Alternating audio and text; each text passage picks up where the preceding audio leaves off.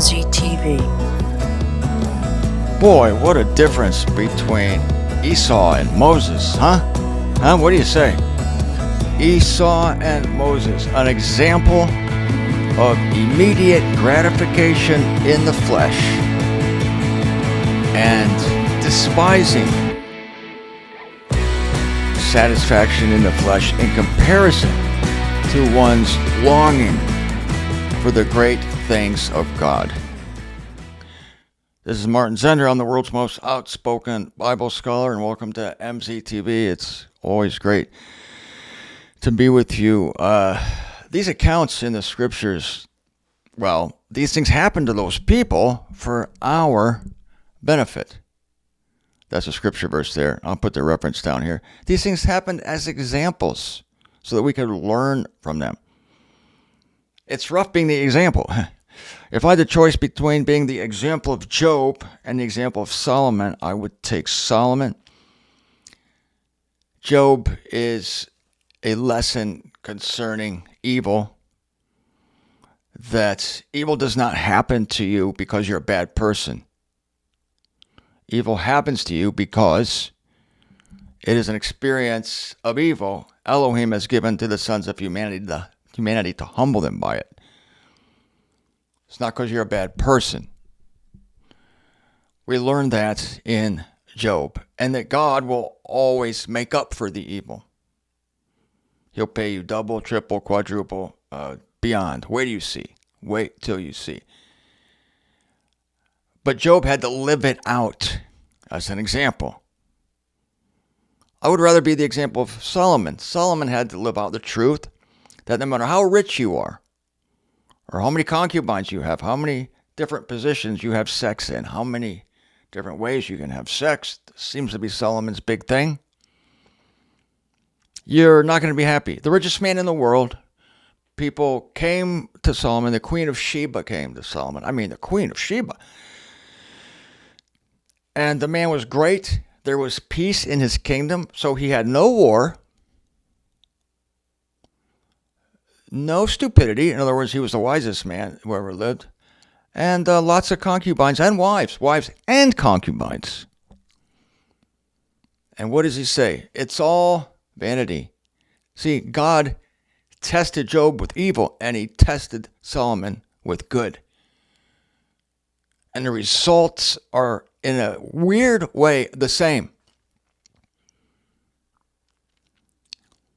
The result for Job was, I heard about God, now I see him. It's a revelation of God. And Solomon's conclusion was, worship God. It's all about God. Isn't that interesting? Evil brought Job to the end of himself, and good brought Solomon to the end of himself.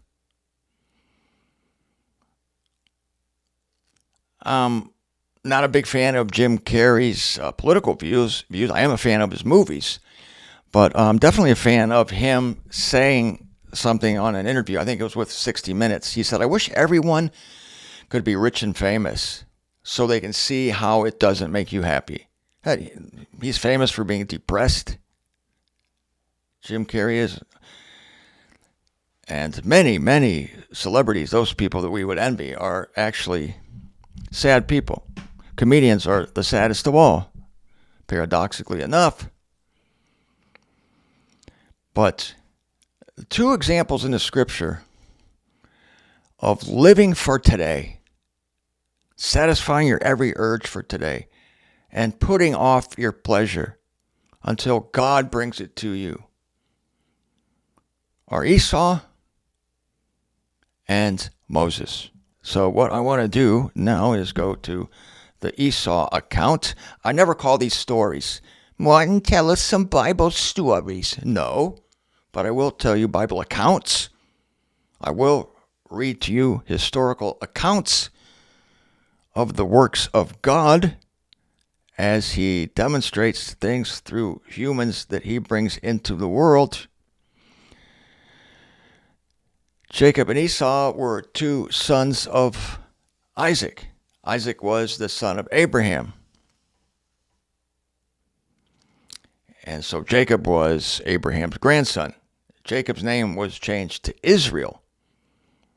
He was the father of the people we term Israelites today, or commonly referred to as Jews, if you like. But if some remarkable thing had not happened, as recorded in Genesis 25, then that famous group of people living out there in the Middle East would be called Edomites, after Esau, or Esauians, something like that, because Esau was the firstborn of Isaac, 2 sons, Jacob and Esau. Esau was born first. That was a big deal in Israel. He had all the privileges.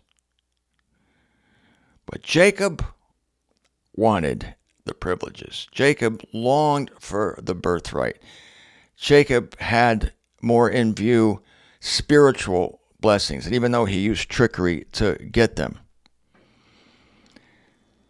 So gather around and I will tell you an account. This is Genesis chapter 25, verse 27. Well, let's start with verse 24. That's pretty interesting because we have an account of these two, Jacob and Esau, in the womb. They were twins. I didn't mention that. So Esau was barely the firstborn.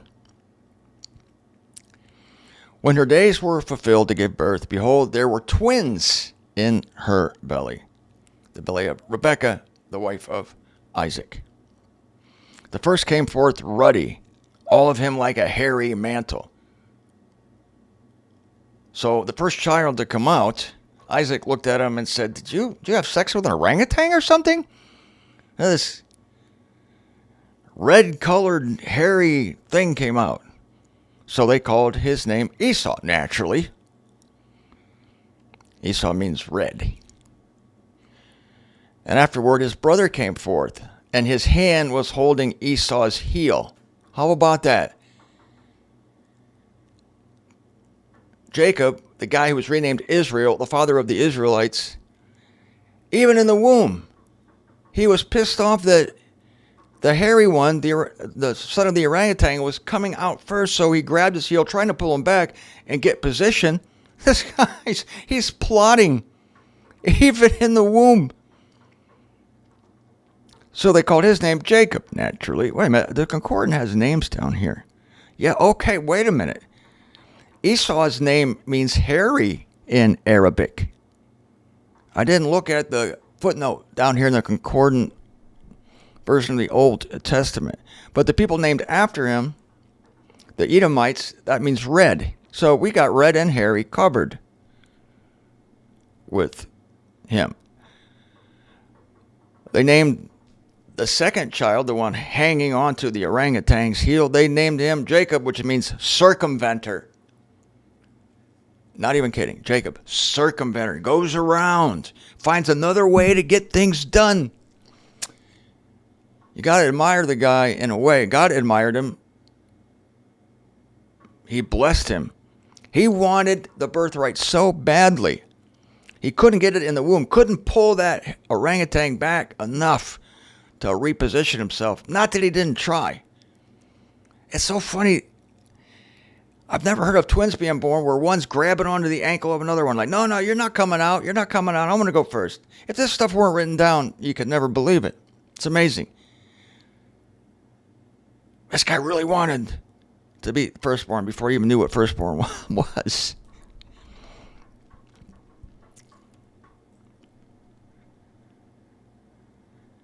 Now, Isaac was 60 years old when Rebekah bore them. So Isaac was still very virile. Speaking of virile, I remember this advertisement in the Willard Times. I used to work for the post office in Willard, Ohio, which was about 11 miles west of Greenwich, where I raised my family. And my friend Matt Rohrbat worked in the post office, and he was reading this advertisement. Somebody was looking for a mate, and he called himself a viral lover instead of a virile lover. Oh, the difference a vowel can make. Oh, wanted. Beautiful woman to be the companion of a viral lover. Viral? Better wear your mask. Virile. Ready to reproduce at a moment's notice. So Isaac was 60 years old when Rebekah bore them. Verse 27. I'm in Genesis 25. As the lads grew up, Esau became a man knowing how to hunt, a man of the open field. Yet Jacob was an unsullied man, dwelling in tents. Jacob was a pretty boy, refined, clean fingernails. Esau, forget it, he was a hunting man, a man of the open field. Once, when Jacob had a stew simmering, Esau came from the field and he was faint with hunger. Esau said to Jacob, "Let me glut now from this red stew, for I am faint." Therefore, one called his name Edom also. Okay, so I guess Edom was his nickname. Edom means red. Esau means hairy. He was red and hairy, and so there you go. And he was so faint from his hunting that he begged his brother for the stew. And boy, Jacob must have been a good cook. The stew was simmering. Jacob replied to Esau, "Do sell me, as of today, your birthright. I couldn't get you in the womb, you little orangutan, but I'm going to get you now. Sell me your birthright, and I'll give you some of this delicious stew." If this wasn't in the Scriptures, how could you possibly believe it? And Esau said, "Behold, I'm going to die anyhow. What good then is a birthright to me?" Jacob replied to him, "Do swear to me as of today." So he swore to him. Thus Esau sold his birthright to Jacob. And Jacob became, though he was second born and not entitled to it, his brother sold away his birthright for a simmering stew. Wow. Talk about immediate satisfaction and not caring about the important things of God. Being firstborn. It was a huge deal in Israel. And he sold it off because he was hungry. He later came to regret it, but I'm not going to get into all that. He just wept and couldn't get it back. He was heart-stricken. He was just grieving. He could not get it back because he already made his choice. I know all these choices are of God. This is here for a lesson for us. He lost it. That's why those people out there are not called Edomites or Esauians. They are called Israelites. That's why. Because this guy was hungry one day. Starving. And he was a little drama queen. Am I going to die anyway? I'm going to die. I'm dying. My goodness. A bit of a hypochondriac. Bit of a drama queen there. Hyperbolic, numbskull, orangutan type. Contrast that with Moses. Paul, the writer of Hebrews, is writing about the heroes of faith in chapter 11. In verse 23, he says, "By faith, Moses, being born, was hid 3 months by his fathers because they perceived that the little boy was handsome, and they were not afraid of the mandate of the king." The king wanted all the boys in Israel killed. The Pharaoh wanted all the boys killed. The firstborn. I don't know if it was the firstborn. Maybe just the good-looking ones. I guess the Pharaoh didn't want any competition, kind of like Herod wanting the babies in Israel killed also. Terrible situation there. But anyway, you know the story. Watch the 10 Commandments with Charlton Heston and Yul Brynner if you don't know the story. Vincent Price is in that too. Plays a really nasty guy. So, you know the story. He was picked up by Pharaoh's daughter, and Moses' mother, his sister, really agreed to take care of him. You know, she sent him in the river, hoping that the Pharaoh's daughter would find them because they were not of means. Moses' family were not rich by any means, so they came up with a great plan that actually worked. Let's put them adrift in a basket so that Pharaoh's daughter, when she comes down to the river to bathe or giggle or do whatever she does, she'll pick him up and say, "Oh, what a cute baby," because apparently he was extremely cute. And then she would take him in, and then the daughter would spring forth and say, "Oh, that's wonderful that you found this baby. I know a lady who can nurse him." And that was his mother. What a great setup. Anyway, Moses, when he was in Egypt, became great. And you know the story. He became great. He didn't know who he was, had lost his identity. Nobody told him. Finally, he understood that he was an Israelite. What am I doing in Egypt? My people are in bondage. Yeah, his own people were in bondage. He didn't realize they were his people. Charlton Heston didn't know it at first. Come to find out, holy crap, I'm an Israelite. I'm brothers of these people getting beaten. So he starts to defend the Israelites.